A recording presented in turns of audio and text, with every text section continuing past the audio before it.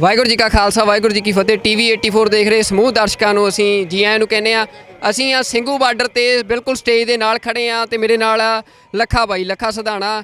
ਅੱਜ ਭਾਰਤ ਦੇ ਪ੍ਰਧਾਨ ਮੰਤਰੀ ਨਰਿੰਦਰ ਮੋਦੀ ਵੱਲੋਂ ਜਿਹੜਾ ਇਹ ਐਲਾਨ ਕੀਤਾ ਗਿਆ ਕਿਸਾਨ ਸੰਘਰਸ਼ ਅੱਗੇ ਹਾਰ ਮੰਨੀ ਗਈ ਆ, ਉਸ ਤੋਂ ਬਾਅਦ ਸਿੰਘੂ ਬਾਰਡਰ ਤੇ ਇੱਥੇ ਰੌਣਕਾਂ ਲੱਗਣੀਆਂ ਸ਼ੁਰੂ ਹੋ ਚੁੱਕੀਆਂ ਨੇ। ਇੱਥੇ ਤੁਸੀਂ ਜਕਾਰੇ ਸੁਣ ਸਕਦੇ ਹੋ। ਲੱਖੇ ਬਾਈ ਅੱਜ ਕਹਿੰਦੇ ਸੀ ਕਿ ਬੜਾ ਜਿੱਦੀ ਪ੍ਰਧਾਨ ਮੰਤਰੀ ਆ, ਕਿਸੇ ਦੀ ਨਹੀਂ ਮੰਨਦਾ, ਕਿਸੇ ਦੀ ਨਹੀਂ ਸੁਣਦਾ, ਡਿਕਟੇਟਰ ਆ, ਤੇ ਡਿਕਟੇਟਰ ਨੂੰ ਕਿਸਾਨਾਂ ਨੇ ਝੁਕਾ ਲਿਆ। ਕੀ ਕਹਿਣਾ ਚਾਹੁੰਦੇ ਹੋ? ਦੇਖੋ, ਜੇ ਜਿੱਦੀ ਹੀ ਤਾਂ ਜਿੱਦੀ ਸਾਡੇ ਵਾਲੇ ਵੀ ਘੱਟ ਨਹੀਂ ਸੀ, ਹੈ ਨਾ। ਸਾਡਾ ਵੀ ਇੱਕ ਇਤਿਹਾਸ ਰਿਹਾ, ਸਾਡੀ ਕੌਮ ਦਾ ਇਤਿਹਾਸ ਰਿਹਾ ਕਿ ਬੜੇ ਬੜੇ ਚੜ ਇੱਥੇ ਆਏ ਹਨ, ਬਥੇਰੇ ਨੱਕ ਭੰਨੇ ਹੈ। ਤਾਂ ਇਹ ਅੱਜ ਸਾਬਤ ਹੋ ਗਿਆ ਕਿ ਅਸੀਂ ਇਤਿਹਾਸ ਨੂੰ ਪੜ੍ਹਿਆ ਸੀ ਜਾਂ ਸੁਣਿਆ ਸੀ, ਅੱਜ ਇਤਿਹਾਸ ਲਿਖਿਆ, ਇਤਿਹਾਸ ਸਿਰਜਦਾ ਦੇਖਿਆ ਸੀ। ਸੋ ਜਿਹੜੇ ਮੋਦੀ ਬਾਰੇ ਕਿਹਾ ਗਿਆ ਝੁਕਦਾ ਨਹੀਂ, ਬੜਾ ਤਾਨਾਸ਼ਾਹ, ਬੜਾ ਅੜੀ ਵਾਲਾ, ਇੱਕ ਪਿੱਛੇ ਨਹੀਂ ਹਟਦਾ, ਪਹਿਲਾਂ ਨਹੀਂ ਪਿੱਛੇ ਹਟਿਆ, ਅੱਜ ਉਹ ਇੱਕ ਕਦਮ ਨਹੀਂ ਸਾਰੇ ਪਿੱਛੇ ਹਟ ਕੇ ਬਹਿ ਹੀ ਗਿਆ ਮਗਰ ਜਾ ਕੇ। ਪਰ ਇਹਦੇ ਲਈ ਮੈਂ ਇਹ ਗੱਲ ਕਹਿਣਾ ਕਿ ਠੀਕ ਹੈ, ਕਾਲੇ ਕਾਨੂੰਨ ਰੱਦ ਹੋ ਗਏ ਆ, ਪਰ ਇਹਦੇ ਨਾਲੋਂ ਦੋ ਗੱਲਾਂ ਬੜੀਆਂ ਅਹਿਮ ਨੇ। ਇੱਕ ਤਾਂ ਪਹਿਲੀ ਗੱਲ ਤਾਂ ਇਹ ਕਿ ਸਾਡਾ ਜਿਹੜਾ ਮਨੋਬਲ ਹੈ ਉਹ ਬੜੇ ਸਿਖਰਾਂ ਨੂੰ ਜਾਊਗਾ। ਮੈਂ ਤਾਂ ਪਹਿਲੇ ਦਿਨ ਇੱਥੇ ਆ ਕੇ ਗੱਲ ਬੋਲਦੀ, ਜਿੱਦੇ ਪਹਿਲੇ ਦਿਨ ਨਵੰਬਰ ਨੂੰ ਆ ਕੇ ਖੜ੍ਹੇ ਹਾਂ, ਕਿ ਇਹ ਜਿੱਤ ਪੰਜਾਬ ਨੂੰ 100 ਸਾਲ ਲਈ ਖੜਾ ਕਰ ਦੂਗੀ। ਸਾਡੀਆਂ ਕਈ ਪੀੜ੍ਹੀਆਂ ਲੜਨ ਲਈ ਤਿਆਰ ਹੋ ਜਾਣਗੀਆਂ, ਉਹ ਹੋ ਗਿਆ। ਸਾਡੀਆਂ ਪੀੜ੍ਹੀਆਂ ਨੂੰ ਜਾਗ ਲੱਗ ਗਿਆ। 5-5 4-4 ਸਾਲ ਦੇ ਜਵਾਕ ਸਾਡੇ ਆਉਣ ਵਾਲੀਆਂ ਪੀੜ੍ਹੀਆਂ ਤਿਆਰ ਨੇ ਕਿ ਕੋਈ ਗੱਲ ਨਹੀਂ। ਦੂਜੀ ਗੱਲ ਜਿਹੜੀ ਮੈਂ ਇੱਕ ਹੋਰ ਜਿਹੜੀ ਖਾਸ ਕਹਿਣੀ ਚਾਹੁੰਦਾ ਉਹ ਇਹ ਹੈ ਕਿ ਇਹ ਸਾਨੂੰ ਨਾ ਕਿਸੇ ਗਲਤ ਫਹਿਮੀ 'ਚ ਵੀ ਨਹੀਂ ਰਹਿਣਾ ਚਾਹੀਦਾ। ਕਈ ਵਾਰੀ ਅਸੀਂ ਅਵੇਸਲੇ ਹੋ ਜਾਂਦੇ ਹਾਂ ਵੀ ਯਾਰ ਉਹਦਾ ਮੋਰਚਾ ਫਤਿਹ ਕਰ ਲਿਆ ਅਤੇ ਅਸੀਂ ਹੁਣ ਕੋਈ ਗੱਲ ਨਹੀਂ, ਕੋਈ ਪਰਵਾਹ ਨਹੀਂ, ਆਪਾਂ ਚੁੱਪ ਕਰਕੇ ਘਰਾਂ 'ਚ ਬਹਿ ਜਾਓ। ਇਸ ਤਰ੍ਹਾਂ ਨਹੀਂ ਹੋਣਾ। ਦੇਖੋ, ਜੇ ਆਪਾਂ ਪੰਜਾਬ ਦੀ ਗੱਲ ਕਰਦੇ ਹਾਂ ਜਾਂ ਕਿਸਾਨ ਜਾਂ ਮਜ਼ਦੂਰ ਦੀ ਗੱਲ ਕਰਦੇ ਹਾਂ ਤਾਂ ਉਹਦੀ ਕੋਈ ਆਰਥਿਕ ਦਸ਼ਾ ਪਹਿਲਾਂ ਵੀ ਬਹੁਤੀ ਚੰਗੀ ਨਹੀਂ ਸੀ। ਖੁਦਕੁਸ਼ੀਆਂ ਪਹਿਲਾਂ ਵੀ ਕਰ ਰਿਹਾ ਸੀ। ਖੁਦਕੁਸ਼ੀਆਂ ਉਹ ਇਹਨਾਂ ਕਾਲੇ ਕਾਨੂੰਨਾਂ ਰੱਦ ਹੋਣ ਤੋਂ ਬਾਅਦ ਵੀ ਜਾਰੀ ਰਹਿਣੀਆਂ ਨੇ। ਉਸ ਕਿਸਾਨ ਮਜ਼ਦੂਰ ਦੀ ਜਿਹੜੀ ਦਸ਼ਾ ਹੈ ਉਹਨੂੰ ਸੁਧਾਰਨ ਲਈ ਕੀ ਕੀਤਾ ਜਾ ਸਕਦਾ ਹੈ, ਇਹ ਬਹੁਤ ਅਹਿਮ ਆ। ਜਾਂ ਦੂਜੀ ਗੱਲ ਬੜੀ ਅਹਿਮ ਆ ਵੀ ਸਾਡੀ ਲੜਾਈ ਇਹ ਇੱਕ ਜਿੱਤ ਦੀ ਸ਼ੁਰੂਆਤ ਹੈ। ਆਉਣ ਵਾਲੇ ਸਮੇਂ ਦੇ ਵਿੱਚ ਸਾਡੇ ਅਨੇਕਾਂ ਹੱਕ ਨੇ ਜਿਹੜੇ ਦੱਬੇ ਗਏ, ਕੁਚਲੇ ਗਏ, ਚਾਹੇ ਪਾਣੀਆਂ ਦੀ ਗੱਲ ਹੋਵੇ, ਚਾਹੇ ਸਾਡੀ ਬੋਲੀ ਦੀ ਗੱਲ ਹੋਵੇ, ਚਾਹੇ ਸਾਡੀਆਂ ਰਾਜਧਾਨੀਆਂ ਦੀ ਗੱਲ ਹੋਵੇ, ਬੜੀਆਂ ਹੋਰ ਜਿਹੜੀਆਂ ਮੰਗਾਂ ਜਾਂ ਹੱਕ ਸਾਡੇ ਹੈਗੇ ਜਿਹੜੇ ਅਸੀਂ ਲੈਣੇ ਆ, ਅਤੇ ਉਹਦੇ ਲਈ ਵੀ ਸਾਨੂੰ ਲੜਾਈ ਹੈ ਜਿਹੜੀ ਉਹ ਮਤਲਬ ਕਿ ਜਾਰੀ ਰੱਖਣੀ ਪੈਣੀ ਹੈ, ਹੈ ਨਾ।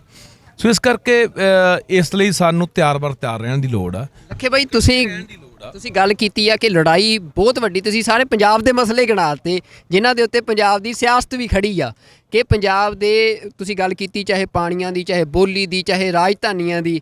ਤਾਂ ਹੁਣ ਜਿਹੜੀ ਗੱਲ ਆ ਕਿ ਪੰਜਾਬ ਦੇ ਵਿੱਚ ਵੋਟਾਂ ਵੀ ਹੋਣ ਜਾ ਰਹੀਆਂ, ਆਹ ਜਿੱਤ ਪ੍ਰਾਪਤ ਹੋ ਗਈ ਆ। ਪੰਜਾਬ ਦੀ ਨੌਜਵਾਨੀ ਨੇ ਇੱਕ ਵੱਡਾ ਰੋਲ ਇਸ ਜਿੱਤ 'ਚ ਨਿਭਾਇਆ ਆ। ਤਾਂ ਹੁਣ ਜਿਹੜਾ ਪੰਜਾਬ ਦੇ ਵਿੱਚ ਇੱਕ ਪੋਲੀਟੀਕਲ ਗੈਪ ਪਿਆ, ਇੱਕ ਪੋਲੀਟੀਕਲ ਕ੍ਰਾਈਸਿਸ ਚੱਲ ਰਿਹਾ, ਸਾਰੀ ਪੋਲੀਟਿਕਸ ਡਿਸਕ੍ਰੈਡਿਟ ਹੋ ਗਈ ਆ। ਤੁਹਾਡੇ ਤੋਂ ਲੋਕ ਆਸ ਕਰਦੇ ਕਿ ਤੁਸੀਂ ਚੋਣਾਂ ਲੜੋਗੇ, ਤਾਂ ਕੀ ਹੁਣ ਚੋਣਾਂ ਲੜੋਗੇ ਖੁਦ ਇਕੱਲੇ ਲੜੋਗੇ ਜਾਂ ਆਪਣੀ ਪਾਰਟੀ ਬਣਾ ਕੇ ਲੜੋਗੇ, ਆਜ਼ਾਦ ਲੜੋਗੇ ਜਾਂ ਕਿਸੇ ਪਾਰਟੀ ਵੱਲੋਂ ਲੜੋਗੇ? ਦੇਖੋ, ਮੈਂ ਪਹਿਲੇ ਦਿਨ ਤੋਂ ਇਹ ਕਹਿੰਦਾ ਰਿਹਾ ਕਿ ਸਾਡਾ ਪਹਿਲਾ ਨਿਸ਼ਾਨਾ ਅੰਦੋਲਨ ਜਿੱਤਣਾ। ਅਗਲੀ ਗੱਲ ਸਾਡੀ ਜਿਹੜੀ ਸਿਆਸਤ ਦੇ ਵਿੱਚ ਉਹ ਵੀ ਬਦਲਾਅ ਹੋਣਾ ਬਹੁਤ ਜ਼ਰੂਰੀ ਆ। 22 ਦੇ ਵਿੱਚ ਜੇ ਅਸੀਂ ਇੱਥੋਂ ਜਿੱਤ ਕੇ ਜਾ ਕੇ ਸਰਕਾਰ ਫਿਰ ਅਸੀਂ ਚੋਰਾਂ ਦੀ ਬਣਾ ਦਿੰਦੇ ਹਾਂ, ਬਾਦਲਾਂ ਦੀ ਜਾਂ ਕਾਂਗਰਸੀਆਂ ਦੀ, ਤਾਂ ਫਿਰ ਸਾਡਾ ਇਸ ਅੰਦੋਲਨ ਦਾ ਜਿੱਤਿਆਂ ਦਾ ਵੀ ਬਹੁਤਾ ਕੋਈ ਅਸਰ ਨਹੀਂ ਰਹਿਣਾ। ਕਿਉਂਕਿ ਪੰਜਾਬ ਵਿਧਾਨ ਸਭਾ ਦੇ ਵਿੱਚ ਹੀ ਬਹੁਤ ਐਸੇ ਮਤੇ ਕਾਨੂੰਨ ਲਿਆਂਦੇ ਜਾ ਸਕਦੇ ਜਿਹਦੇ ਨਾਲ ਸਾਡੀ ਉੱਥੇ ਪੰਜਾਬ ਦੀ ਹਾਲਤ ਸੁਧਰ ਸਕੇ। ਸੋ ਮੈਂ ਇੱਥੇ ਸੰਯੁਕਤ ਮੋਰਚੇ ਦੇ ਜਿੰਨੇ ਵੀ ਕਿਸਾਨ ਆਗੂ ਉਹਨਾਂ ਨੂੰ ਵੀ ਅਪੀਲ ਕਰੂੰਗਾ, ਜਿਹੜੇ ਹੋਰ ਕੋਈ ਪੰਜਾਬ ਦਰਦੀ ਲੋਕ ਨੇ ਫਿਰਦੇ ਨੇ ਉਹਨਾਂ ਨੂੰ ਵੀ ਅਪੀਲ ਕਰੂੰ, ਇਕੱਠੇ ਹੋ ਕੇ ਇੱਕ ਭਾਈ ਪਾਰਟੀ ਬਣਾਓ। ਹੁਣ ਪੰਜਾਬ ਚੋਣਾਂ ਵੀ ਲੜੀਆਂ ਜਾਣ।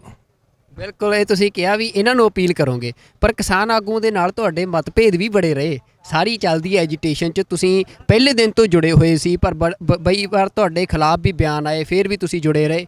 ਤਾਂ ਤੁਸੀਂ ਹੁਣ ਫਿਰ ਕਹਿ ਰਹੇ ਹੋ ਕਿ 32 ਕਿਸਾਨ ਜਥੇਬੰਦੀਆਂ ਨੇ, ਹੁਣ ਜਦੋਂ ਮੋਰਚੇ ਤੋਂ ਵਾਪਸ ਜਾਣਗੀਆਂ ਤਾਂ ਤੁਹਾਨੂੰ ਪਤਾ ਸਿਆਸੀ ਵਿਚਾਰਧਾਰਕ ਮਤਭੇਦ ਵੀ ਬਹੁਤ ਨੇ ਇਹਨਾਂ ਦੇ ਵਿੱਚ ਆਪਸ 'ਚ, ਤਾਂ ਫਿਰ ਕੋਈ ਸਾਂਝਾ ਫਰੰਟ ਬਣਨ ਦੀ ਕੋਈ ਆਸ ਤੁਹਾਨੂੰ ਲੱਗਦੀ ਆ? ਬਾਈ, ਜੇ ਤਾਂ ਪੰਜਾਬ ਬਚਾਉਣਾ, ਆਪਸੀ ਸਾਡੀਆਂ ਗੱਲਾਂ ਬਹੁਤ ਛੋਟੀਆਂ ਨੇ। ਮੈਂ ਪਹਿਲੇ ਦਿਨ ਤੋਂ ਕਹਿੰਦਾ ਆਇਆ ਕਿ ਇੱਥੇ ਨਹੀਂ ਕੁਛ ਬੋਲਣਾ, ਜਿਹੜੀ ਗੱਲ ਕਰਨੀ ਆ ਘਰੇ ਜਾ ਕੇ ਕਰਾਂਗੇ, ਜਿਹੜੀ ਗੱਲ ਕਰਨੀ ਆ ਪੰਜਾਬ ਜਾ ਕੇ ਕਰਾਂਗੇ। ਸੋ ਮੈਂ ਅੱਜ ਵੀ ਕਹਿਣਾ ਕਿ ਯਾਰ ਸਾਨੂੰ ਜੇ ਅਸੀਂ ਪੰਜਾਬ ਨੂੰ ਬਚਾਉਣਾ ਚਾਹੁੰਦੇ ਹਾਂ, ਸਾਡੀ ਵਿਰਾਸਤ ਨੂੰ ਬਚਾਉਣਾ ਚਾਹੁੰਦੇ ਹਾਂ, ਤਾਂ ਸਾਨੂੰ ਮਤਭੇਦ ਭੁੱਲਣੇ ਪੈਣੇ। ਛੋਟੀਆਂ ਗੱਲਾਂ ਨੇ, ਸਾਡੇ ਗਿਲੇ ਸ਼ਿਕਵੇ ਨੇ, ਉਹੀ ਗੱਲ ਮੈਂ ਦੀ ਗੱਲ ਵੱਡੀ ਆ ਨਾ। ਹਰ ਬੰਦੇ ਨੂੰ ਲੱਗਦਾ ਹੁੰਦਾ ਕਿ ਮੈਂ ਕਿਉਂ ਨਹੀਂ ਅੱਗੇ ਆ ਰਿਹਾ, ਜਾਂ ਮੈਂ ਕਿਉਂ ਨਹੀਂ ਚਮਕ ਰਿਹਾ, ਜਾਂ ਮੇਰਾ ਚਿਹਰਾ ਕਿਉਂ ਨਹੀਂ ਅੱਗੇ ਆ ਰਿਹਾ। ਸੋ ਵੀਰੇ, ਜੇ ਤੁਸੀਂ ਕੰਮ ਕਰੋਗੇ ਨਾ, ਤੁਸੀਂ ਬੈਠੇ ਵੀ ਦਿਖ ਜਾਓਗੇ। ਜੇ ਤੁਸੀਂ ਕਰਨਾ ਕੁਛ ਨਹੀਂ, ਸਟੇਜ ਤੇ ਖੜ ਕੇ ਕੱਲੀਆਂ ਉੱਚੀ ਉੱਚੀ ਰੌਲਾ ਪਾਉਣਾ ਤਾਂ ਵੀ ਲੋਕ ਨਕਾਰ ਦੇਣਗੇ।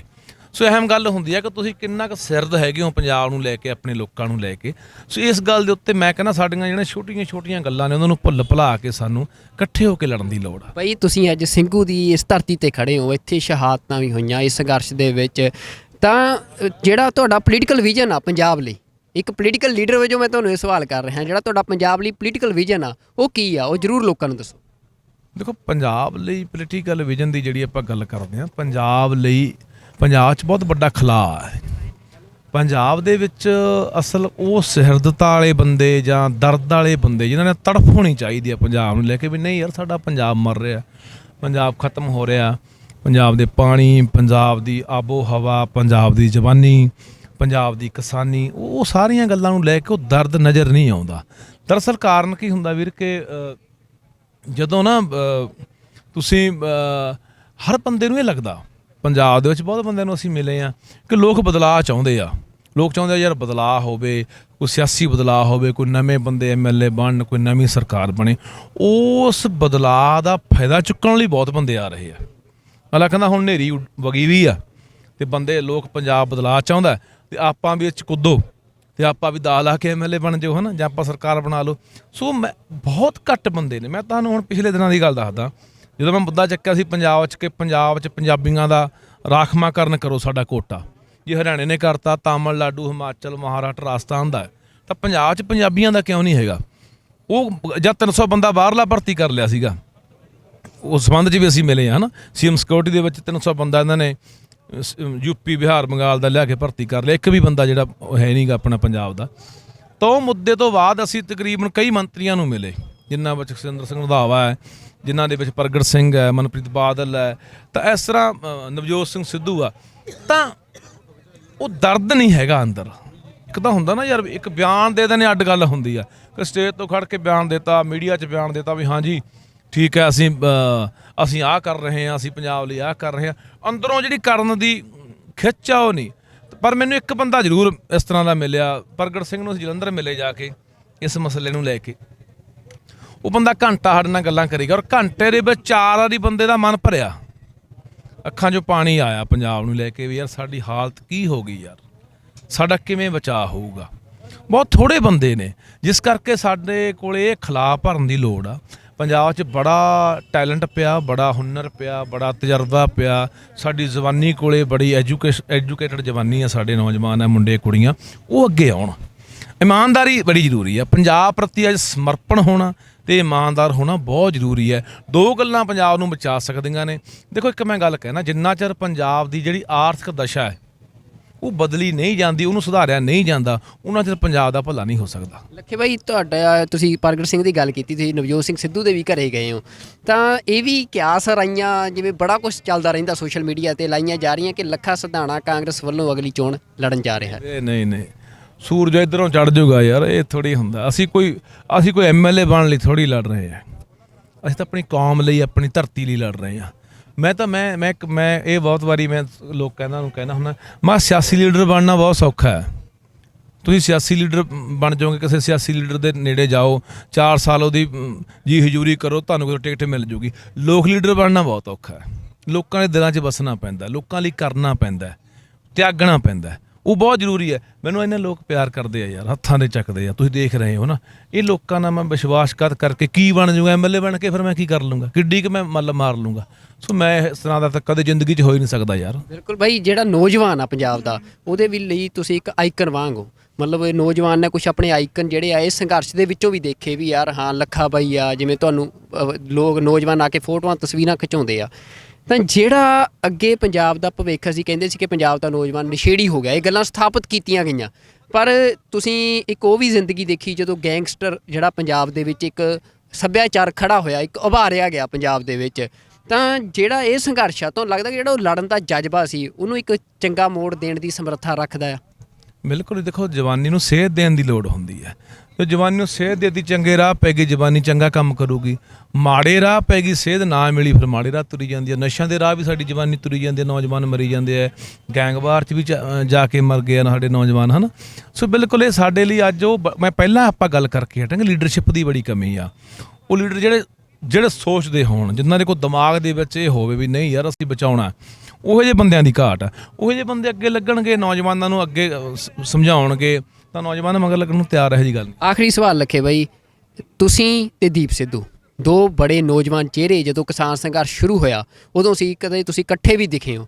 ਜਾਂਦੇ ਜਾਂਦੇ ਸਮੇਂ ਦੇ ਵਿੱਚ ਬੜੇ ਵਿਚਾਰਧਾਰਕ ਮਤਭੇਦ ਆਉਂਦੇ ਆ। ਇੱਕ ਪਰਿਵਾਰ ਜਦੋਂ ਸਾਰਾ ਸੰਘਰਸ਼ ਕਰ ਰਿਹਾ ਹੁੰਦਾ, ਤੁਹਾਡੇ ਤੇ ਦੀਪ ਬਾਰੇ ਵੀ ਮਤਭੇਦ ਕਈ ਵਾਰ ਉਭਾਰੇ ਵੀ ਗਏ, ਕਈ ਵਾਰ ਆਏ ਵੀ।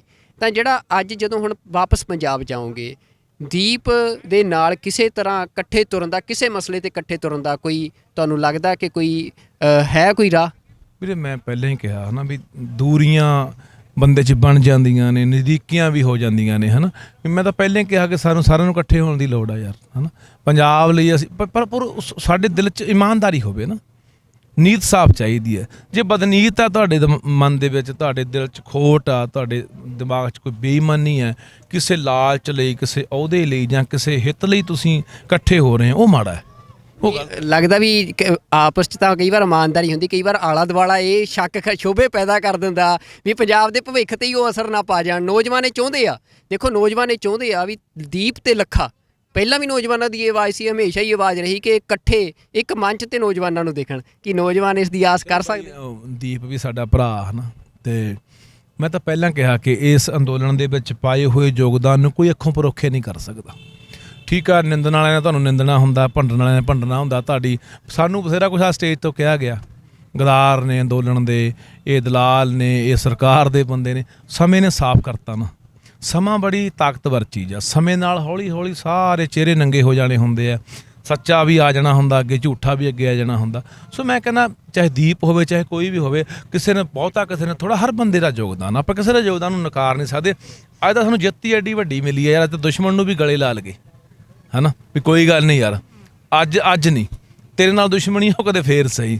ਅੱਜ ਤਾਂ ਯਾਰ ਸਾਨੂੰ ਮੈਂ ਤਾਂ ਇਹ ਮੰਨਦਾ ਕਿ ਸਾਡੇ ਕਈ ਪੀੜ੍ਹੀਆਂ ਤੋਂ ਬਾਅਦ ਆਪਾਂ ਇਹ ਜਿੱਤ ਨਸੀਬ ਹੋਈ ਆ। ਮਤਲਬ ਕਿ ਜੇ ਆਪਾਂ ਦੇਖੀਏ 47 ਤੋਂ ਬਾਅਦ ਲੈ ਕੇ ਮੂਵਮੈਂਟਾਂ ਬਹੁਤ ਚੱਲੀਆਂ, ਸੰਘਰਸ਼ ਬਹੁਤ ਚੱਲੇ, ਪਰ ਉਹਦੇ ਲਈ ਇਹ ਇੱਕ ਐਸੀ ਜਿੱਤ ਹੈ ਜਿਹੜੀ ਐਂ ਲੱਗਦਾ ਸੀਗਾ ਪੂਰਾ ਭਾਰਤ, ਪੂਰਾ ਗੋਦੀ ਮੀਡੀਆ ਇਹ ਕਹਿੰਦਾ ਸੀਗਾ ਪੂਰੇ ਮੋਦੀ ਭਗਤ ਜਾਂ ਹੋਰ ਕੋਈ, ਨਾ ਭੁੱਲ ਜਾਓ, ਇਹ ਤਾਂ ਹੋਣਾ ਹੀ ਨਹੀਂ। ਉਹ ਕਰਕੇ ਦਿਖਾਤਾ। ਉਹ ਕਹਿੰਦਾ ਨਾ, ਉਹ ਅਣਹੋਣੀ ਨੂੰ ਹੋਣੀ ਕਰਕੇ ਦਿਖਾਇਆ। ਸੋ ਇਸ ਕਰਕੇ ਇਹ ਬਿਲਕੁਲ ਜਿਹੜਾ ਅਸੰਭਵ ਕੰਮ ਸੀ, ਉਹਨੂੰ ਸੰਭਵ ਕਿਵੇਂ ਕੀਤਾ ਜਾਂਦਾ, ਉਹ ਸਾਡੇ ਲੋਕਾਂ ਨੇ ਕਰਕੇ ਦਿਖਾਤਾ। ਮੈਂ ਫੇਰ ਇੱਥੇ ਸਿਰ ਝੁਕਦਾ ਮੇਰਾ ਉਹਨਾਂ ਬਜ਼ੁਰਗਾਂ ਦੇ ਅੱਗੇ ਯਾਰ, ਜਿਹੜੇ 80 ਸਾਲ ਦੇ ਸਾਡੇ ਬਾਬੇ ਨੇ, ਸਾਡੀਆਂ ਮਾਵਾਂ ਨੇ, ਸਾਡੀਆਂ ਭੈਣਾਂ ਨੇ, 700 ਸਾਡੀਆਂ ਜਾਨਾਂ ਗਈਆਂ ਨੇ। ਉਹ ਦੇਖੋ ਵਿਚਾਰੇ ਅੱਜ ਸਾਡੇ ਸ਼ਰੀਕ ਵੀ ਨਹੀਂ ਹੈਗੇ, ਉਹ ਚਲੇ ਗਏ ਆ, ਹੈ ਨਾ। ਜਾਂ ਅਸੀਂ ਪਹਿਲਾਂ ਗੱਲ ਕਰ ਰਹੇ ਸੀ ਇੱਥੇ ਖੜੇ ਕਿ ਦੋ ਗੱਲਾਂ ਕਰਨੀਆਂ ਬੜੀਆਂ ਜ਼ਰੂਰੀ ਨੇ। ਹੁਣ ਇੱਕ ਤਾਂ ਉਹਨਾਂ ਦੀ ਯਾਦਗਾਰ, ਇੱਥੇ ਯਾਦਗਾਰ ਬਣਨੀ ਚਾਹੀਦੀ ਆ ਉਹਨਾਂ ਦੀ, ਤਾਂ ਕਿ ਇੱਥੋਂ ਲੰਘਣ ਵਾਲਾ ਇਸ ਸੜਕਾਂ ਦੇ ਉੱਤੋਂ ਦੀ ਹਰ ਬੰਦਾ ਉਹਨਾਂ ਯੋਧਿਆਂ ਨੂੰ ਸਲਾਮ ਕਰਕੇ ਲੰਘੇ, ਹੈ ਨਾ। ਕਿ ਯਾਰ ਇਹਨਾਂ ਦੀ ਬਦੌਲਤ, ਇਹਨਾਂ ਦਾ ਖੂਨ ਡੁੱਲਿਆ, 20 22 25 ਸਾਲ ਦੇ ਸਾਡੇ ਜਵਾਨ ਗਏ ਆ। ਲਖੀਮਪੁਰ ਦੇ ਵਿੱਚ ਆਪਾਂ ਦੇਖਿਆ ਕਿਵੇਂ ਸਾਡੇ ਕਿਸਾਨਾਂ ਨੂੰ ਦਰੜ ਕੇ ਮਾਰਿਆ ਗਿਆ, ਹੈ ਨਾ। ਉਹਨਾਂ ਦੀਆਂ ਵੀ ਯਾਦਾਂ ਬਣਨੀਆਂ ਚਾਹੀਦੀਆਂ ਨੇ। ਸਾਡੇ ਅੱਜ ਜਿੰਨੇ ਵੀ ਇੱਥੋਂ ਕਿਸਾਨ ਆਗੂ ਨੇ ਜਾਂ ਕੋਈ ਹੋਰ ਇੱਥੇ ਸਮਾਜ ਸੇਵੀ ਤੁਰੇ ਫਿਰਦੇ ਨੇ, ਸਾਡੇ ਭਰਾ ਨੇ ਹੈਗੇ ਜਿਹੜੇ ਕੰਮ ਕਰਦੇ ਆ, ਉਹਨਾਂ ਨੂੰ ਵੀ ਅਪੀਲ ਕਰਦਾ ਕਿ ਤੁਸੀਂ ਜਿਹੜੇ ਕੋਈ ਫੱਟੜ ਹੋਏ ਨੇ, ਕੋਈ ਜ਼ਖਮੀ ਹੋਏ ਨੇ, ਕੋਈ ਇੱਥੇ ਜਿਹਦੀ ਜਾਨ ਗਈ ਆ, ਉਹਨਾਂ ਸਾਰਿਆਂ ਦੇ ਘਰਾਂ 'ਚ ਜਾ ਕੇ ਉਹਨਾਂ ਦੀ ਪੁੱਛ ਪੜਤਾਲ ਕਰੋ। ਜੇ ਕੋਈ ਬੰਦਾ ਆਰਥਿਕ ਮਦਦ ਕਰਨ ਵਾਲਾ, ਉਹਦੀ ਆਰਥਿਕ ਮਦਦ ਵੀ ਕਰੋ, ਇਹ ਬਹੁਤ ਜ਼ਰੂਰੀ ਆ। ਬਿਲਕੁਲ, ਲੱਖੇ ਬਾਈ ਨੇ ਬੜੀਆਂ ਦਿਲ ਦੀਆਂ ਗੱਲਾਂ ਕੀਤੀਆਂ ਨੇ। ਜੋ ਅੱਜ ਸੰਘਰਸ਼ ਤੋਂ ਬਾਅਦ ਜਿਹੜੀ ਜਿੱਤ ਇਹ ਮਿਲੀ ਆ, ਤੇ ਜਿੱਤ ਤੋਂ ਬਾਅਦ ਜਿਹੜੀਆਂ ਮਤਲਬ ਕਹਿ ਸਕਦੇ ਹਾਂ ਕਿ ਜਿਹੜੀਆਂ ਦਿਲ ਦੀਆਂ ਗੱਲਾਂ ਸੀ, ਉਹ TV 84 ਤੇ ਉਹਨਾਂ ਸਾਂਝੀਆਂ ਕੀਤੀਆਂ ਨੇ। ਤੇ ਹੋਰ ਵੀ ਜਿਹੜੇ ਕਿਸਾਨ ਆਗੂ ਨੇ ਜਾਂ ਇੱਥੇ ਕਿਸਾਨ ਸੰਘਰਸ਼ ਦੇ ਵਿੱਚ ਜਿਨ੍ਹਾਂ ਦਾ ਵੱਡਾ ਰੋਲ ਰਿਹਾ, ਜਿਹੜੇ ਲਗਾਤਾਰ ਡਟੇ ਹੋਏ ਨੇ, ਉਹਨਾਂ ਦੇ ਜਿਹੜੇ ਦਿਲ ਦੀਆਂ, ਉਹਨਾਂ ਦੇ ਜਜ਼ਬਾਤ ਨੇ, ਉਹ ਤੁਹਾਡੇ ਅੱਗੇ ਜ਼ਰੂਰ ਪੇਸ਼ ਕਰਾਂਗੇ। ਤੁਸੀਂ ਦੇਖਦੇ ਰਹੋ TV 84। ਵਾਹਿਗੁਰੂ ਜੀ ਕਾ ਖਾਲਸਾ, ਵਾਹਿਗੁਰੂ ਜੀ ਕੀ ਫਤਿਹ।